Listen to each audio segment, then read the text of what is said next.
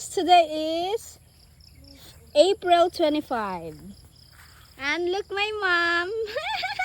I'm very happy guys. She harvesting our bitter gourd palya guys. Sa mga bitter. Oh, diba?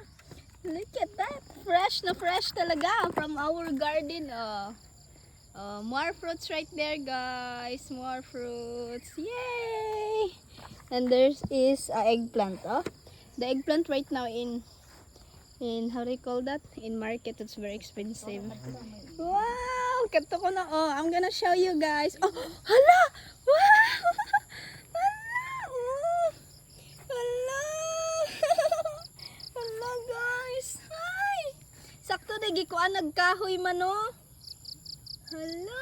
Hala!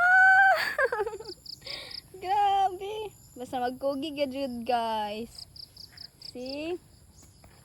And we have big barrel or bucket right here. My mom, she stuck more water. By the way guys, today we don't have electricity. No? We don't have electricity. Wow! Look at that.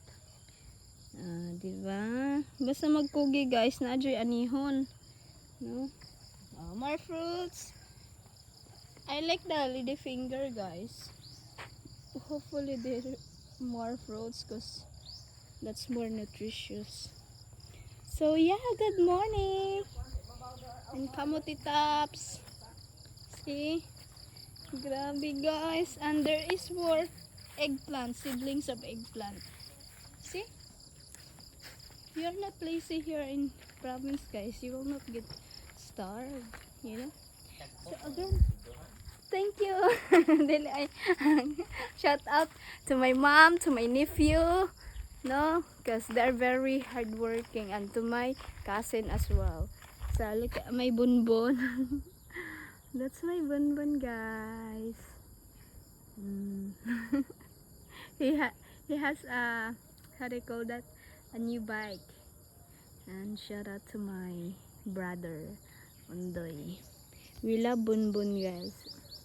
You know what guys, even bunbun, he don't have a father, but we don't feel him that he is like alone, like he's very special to us. So let's go. My mom.